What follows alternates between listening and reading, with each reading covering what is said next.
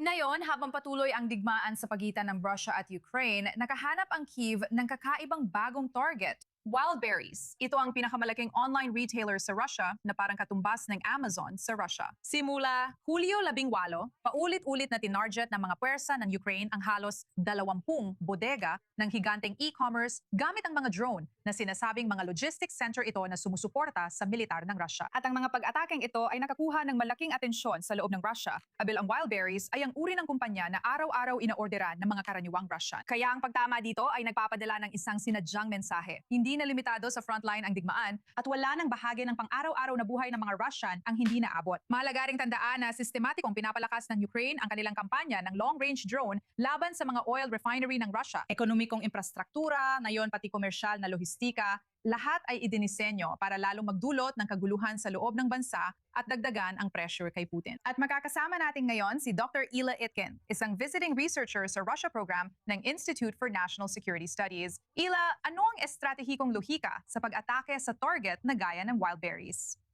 Magandang gabi. Salamat, Natasha. Ang Wildberries, gaya ng sinabi mo, ang pinakamalaking online retailer sa bansa at konektado sa Kremlin at sa pagsuporta sa digmaan. Ang pag-atake sa Wildberries ay maaring maunawaan bilang bahagi ng mas malawak na kampanya na tumatarget sa mga infrastruktura na may kaugnayan sa digmaan. Sa mga nakaraang taon, nagbebenta ang kumpanya ng mga produkto sa militar, nagbibigay ng donasyon sa front at pinapayagan na magamit ng Russian military ang ilan sa kanilang mga bodega sa mga sinakop na teritoryo ng Ukraine. Kaya mula sa ganitong pananaw, ang kumpanya ay hindi lang basta isang sibilyang komersyal na entidad, kundi konektado rin sa infrastruktura at lohistika ng militar ng Russia. Kawili-wili, kaya ang Wildberries ang Amazon ng Russia. Alam natin na milyon-milyong karaniwang Ruso ang gumagamit nito araw-araw. Ang pagtama dito ay isang sinadyang pagtatangka na dalhin ang digmaan sa mismo mga tahanan ng mga tao. Maaring sabihin na ang mga tao sa Moscow ay halos hindi naaapektuhan ng labanan. Gaano ka-epektibo ang estratehiyang iyon sa aktwal na pagbabago ng opinyon ng publiko sa Russia? O sa tingin mo ba ay lalo lang nitong pinapalakas ang nasyonalismong damdamin at pinapapanig ang mga tao kay Putin?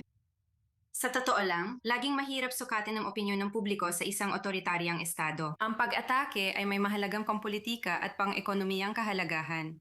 Nagpapadala ito ng mensahe na ang digmaan ay dumating na sa kanilang sariling bayan. Mukhang limitado lamang bilang ng mga direktang nasawi, pero mas malawak ang epekto nito sa ekonomiya. Mga 200,000 maliliit at katamtamang laki ng negosyo ang nawala ng mga produkto dahil sa pag-atake. Nahilos walang pag-asang mabayaran o makabawi. Kung pagsasamahin natin ang lumalalang kalagayang pang-ekonomiya at ang lumalaking pagkadismaya ng publiko dahil sa mga pag-atake at pagkawala ng mga produkto at pera, kasama pa ang seryosong posibilidad ng panibagong mobilisasyon. Sa tingin ko, makatuwirang sabihin na sa yugtong ito ng digmaan, maaring hindi na sapat ang damdaming makabayan lamang upang mapanatili ang suporta ng publiko. May malinaw bang estratehiya ng ekonomikong digmaan sa likod ng mga pag-atake? Sa tingin mo ba ay epektibo ito sa anumang nasusukat na paraan sa kakayahan ng Russia na pundohan at ipagpatuloy ang digmaan? Sa tingin ko may ekonomikong estratehiya dito. Ang pinsalang ekonomiko na dulot ng mga pag-atake nitong nakaraang 2 linggo ay umaabot na sa daan-daang bilyong rubles at maaring umabot pa sa trilyon, lalo na habang patuloy na nasusunog ang mas maraming bodega. Maaari itong magdulot ng mas malawak na epekto sa ekonomiya, mag-ambag sa mas mataas na inflasyon, at lalo pang magpalala sa mahirap ng kalagayan ng ekonomiya ng Russia. Hindi lang sa Wildberries limitado ang pinsala. Sa huli, nararamdaman ito ng maliliit at katamtamang laki ng mga negosyo. Idagdag pa rito ang sunod-sunod na pag-atake ng Ukraine sa infrastruktura ng lanis at enerhiya. Nadulot ito ng matinding presyon sa mga sektor ng ekonomiya ng Russia. Sige, Dr. Ila Itkin, gusto ko magpasalamat sa iyo sa pagsama sa amin. Napaka-interesante ng iyong pananaw. Salamat! Magandang gabi! Magandang gabi!